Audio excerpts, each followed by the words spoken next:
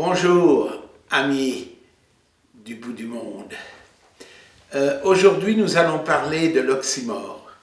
Vous savez, l'oxymore, c'est une figure de style, une figure de rhétorique, genre clair-obscur ou silence assourdissant, c'est-à-dire une formule où il y a une contradiction avec deux mots qui se contrarient. Alors, nous l'avons pris pour vous montrer qu'il est parfaitement adaptable à notre monde d'aujourd'hui. Ici, nous avons une représentation d'un oxymore. Vous voyez cette magnifique petite colombe blanche qui tient dans sa main une grenade. Donc, effectivement, on pourrait dire c'est guerre et paix, enfin, j'en sais rien, mais enfin, il y a violence et paix. Une autre personne importante dans le cadre de l'oxymore, qu'on ne pourrait oublier, c'est ce Gérald de Nerval. De Nerval, dit la Brunille, lui-même, il a écrit un très joli poème dans son recueil Les Chimères, qui s'appelle El Desiderato, le malheureux en français. Alors je vous lis les quelques lignes de ce poème. Je suis le ténébreux, le veuf, l'inconsolé, le prince d'Aquitaine à la tour abolie. Ma seule étoile est morte, et mon luth constellé porte le soleil noir de la mélancolie. Oui, parfaitement. Le voilà le soleil noir, vous voyez, on est arrivé à faire une photo avec une éclipse de soleil, la lune passe devant, et hop, voilà que tout est supprimé. Donc, lui-même, quand il dit soleil noir, on peut bien comprendre que ce soleil noir, c'est un oxymore, parce que c'est très rare que le soleil soit noir, sauf quand il y a des éclipses. Donc, aujourd'hui, pour vous montrer à quel point notre monde est oxymore, eh bien, nous nous référons à la Seconde Guerre mondiale avec un personnage ici présent qui est le général Goubriand. Ce général, il est arrivé à faire Berlin-Paris en 3 semaines avec ses panzers, des panzers tigres. Et pourquoi il est arrivé si vite et d'une manière si extraordinaire, de sorte que toute l'armée l'appelait après Heinz der Schneller, Heinz le rapide.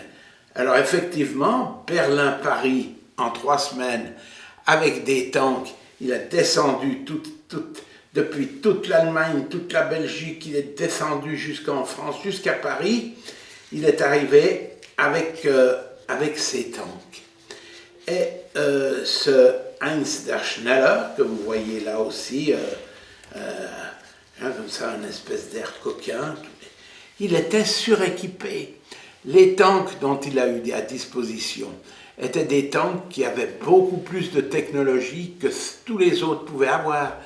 Eux-mêmes, ils avaient une technologie de guerre qui était beaucoup plus performante. Ils avaient des soldats qui étaient beaucoup plus performants, de sorte qu'ils ont pu tout écraser, ils sont descendus, ils ont tout gagné.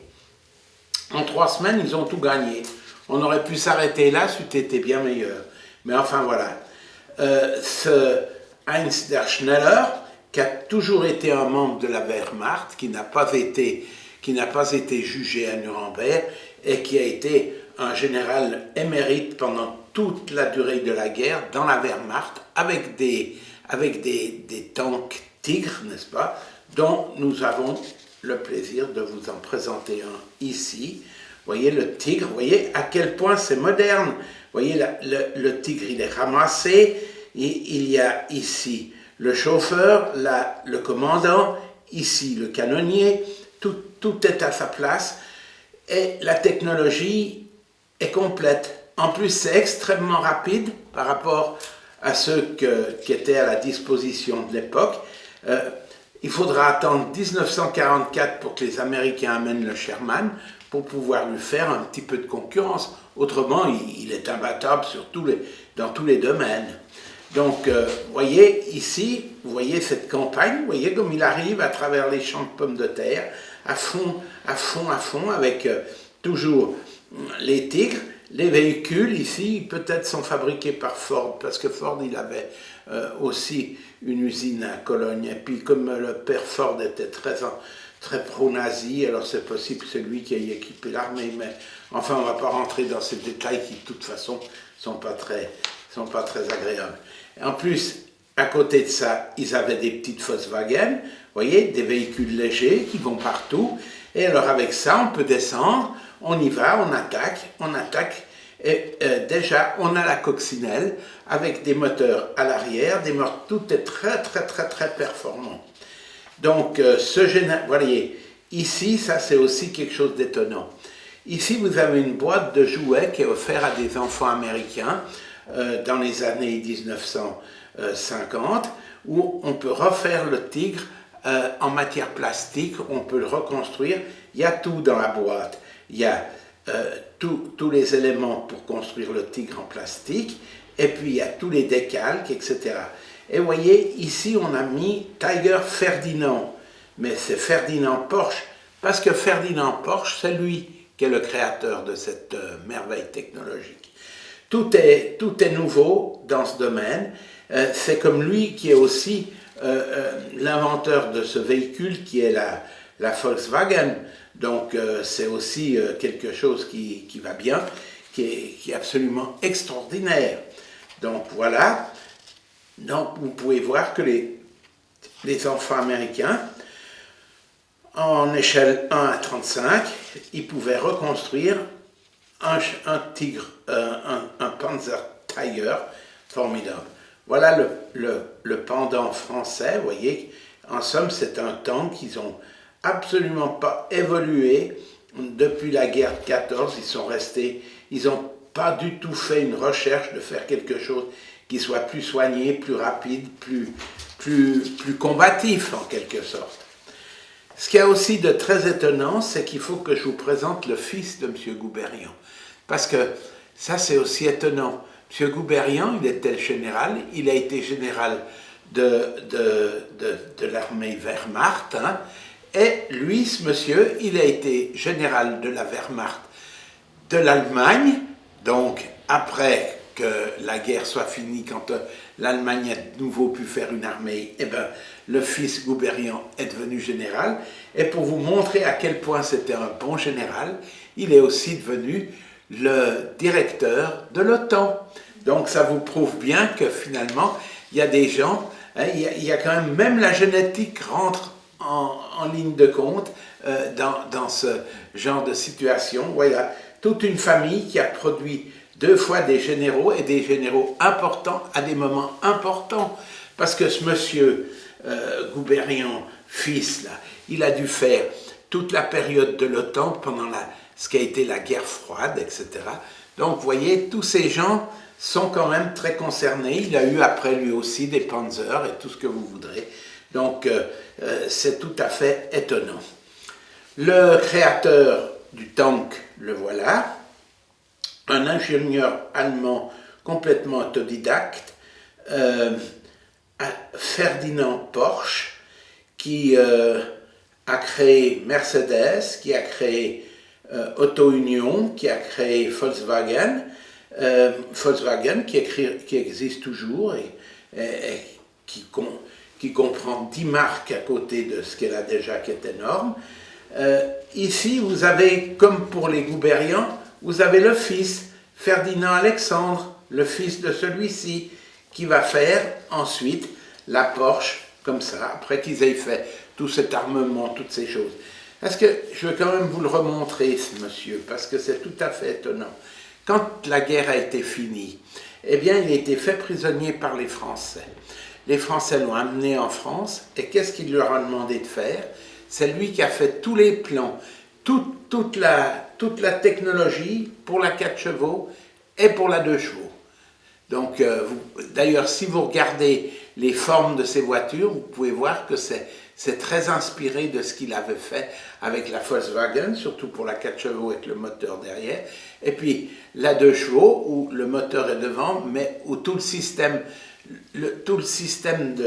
de suspension est magnifiquement fait. Et il l'avait simplement équipé d'un moteur BMW et ça marchait très très bien. Vous voyez, c'est des personnages extraordinaires. Voilà le fils qui a fait, lui, cette espèce de Porsche qui est connue maintenant dans le monde entier, qui est une voiture assez magnifique et que tout le monde rêve d'avoir. Ce que je voulais vous dire, c'est que notre monde, vous voyez bien qu'il est complètement oxymore, puisque d'un côté, on a hérité du fait de la guerre, on a hérité de toute cette technologie extraordinaire qui nous permet d'aller de l'avant. Donc, on a toute cette technologie qui nous permet d'avoir même des téléphones portables, qui nous permet d'avoir toutes sortes de choses. Et d'un autre côté, comme dans le mot nazi, il y avait national-socialisme, alors que c'est contradictoire, c'est déjà un oxymore, et bien nous c'est la même chose. On veut la technologie, et en plus de la technologie, qu'est-ce qu'on voudrait? Eh bien, on voudrait l'écologie. Et en fait, on ne peut pas avoir technologie et écologie. Notre monde est un peu le monde. Ce monde est oxymoron. Il est contradictoire. On ne peut pas arriver à le faire. Et alors voilà, la moralité de l'affaire, eh ben, c'est que Hitler, il est mort. Je ne peux rien vous dire de plus. On a hérité de toute la technologie. Celui qui avait été à la base de tout ça, il est mort, il s'est suicidé. Quant à ce monsieur ici, ce monsieur Dönitz, il a essayé de continuer, mais il a réussi à faire 3 semaines et puis tout a été terminé. Donc il y avait aussi parmi les Allemands des gens qui voulaient que ça se termine. Donc voilà, ça c'est la moralité de l'affaire. C'est aussi la moralité de l'oxymore, c'est-à-dire que comme il y a du clair-obscur, comme il y a du silence assourdissant, l'un tue l'autre. Je veux dire que comme on vous a montré comme on vous a montré ça, voyez, eh bien si elle est un peu près quand elle lâche cette histoire de grenade, eh bien elle meurt aussi. Donc l'oxymore, c'est quand même quelque chose qui est notre monde aujourd'hui, parce qu'on est contradictoire entre ce qu'on voudrait, c'est-à-dire une écologie où on vivrait propre, qu'il n'y ait plus de gaz, CO2, que ça soit tout magnifique, qu'il n'y ait pas de réchauffement, que vraiment on soit content. Et puis d'un autre côté, on veut beaucoup de technologie, on veut que tout nous soit offert pour que notre vie soit facile, etc. À un certain moment, il faudra choisir. Voilà, amis. Mon message d'aujourd'hui avec l'oxymore. Bien, bien.